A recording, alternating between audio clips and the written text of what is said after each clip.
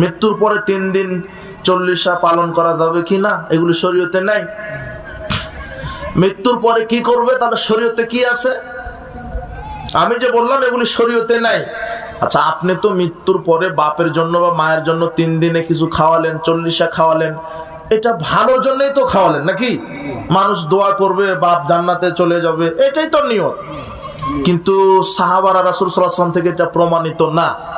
আপনি কি করবেন সেটা কোরআন হাদিসের ভিত্তিতে করতে হবে। রাসূল সাল্লাল্লাহু আলাইহি ওয়াসাল্লামের হাদিস অনুযায়ী বোঝা যায় যে যদি বাপ অথবা মা মারা যায়, তাহলে পিতামাতার পক্ষ থেকে সাদগায়ে জারিয়া করবেন, দান করবেন, সাদাকা। একটা অজুখানা বানিয়ে দিবেন, মৃত বাপের নিয়ত অজুখানা। একটা মসজিদে একটা ফ্যান কিনে দিবেন, একটা পুকুর খনন করে দেন, একটা গাছ রোপণ করে দেন বাপের নামে, একটা এতিমখানা, মুসাফিরখানা নির্মাণ করেন, একটা কোরআন মাজিদ একটা হাফেজকে দিয়ে বলেন যে এটা আমার বাপ মারা গেছে, আমার বাপের নিয়তে তোমাকে দিলাম, তুমি কোরআন পড়ো। তাহলে ফ্যান ঘুরবে যতদিন, আপনার বাপের আমল নামাতে নেকি ঘুরবে ততদিন। অজু করে যত মানুষ উপকৃত হবে, আপনার বাপের আমল নামাতে নেকি ততদিন লেখা হবে। এটা সাদগায়ে জারিয়া। কথা বুঝেন নি মনে হয়? এটা একটা পথ। আর দ্বিতীয় পথ, বেশি বেশি বাপ মায়ের জন্য ক্ষমা চাইবেন। আল্লাহকে বলবেন, আল্লাহ আমার বাপ মা মারা গেছে, তাদেরকে ক্ষমা করো, তাদেরকে ক্ষমা করো।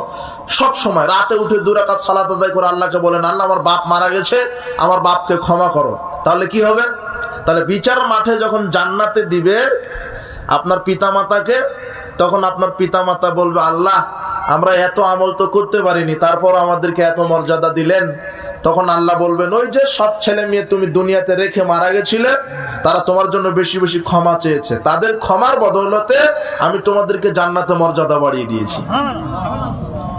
তাহলে ক্ষমা, এগুলি শরীয়তের সমাধান নেন, হাদিসের সমাধান নেন, রাসূল সাল্লাল্লাহু আলাইহি ওয়াসাল্লাম থেকে আপনি আমল নেন।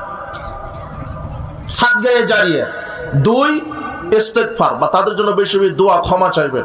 3 নাম্বার, সামর্থ্য থাকলে আপনার পিতার জন্য হজ করে আসবেন, মায়ের জন্য হজ করে আসবেন। পিতা মাতা মারা গেছে সমস্যা নাই, কিন্তু মৃত পিতার নিয়তে আপনি কি করে আসবেন?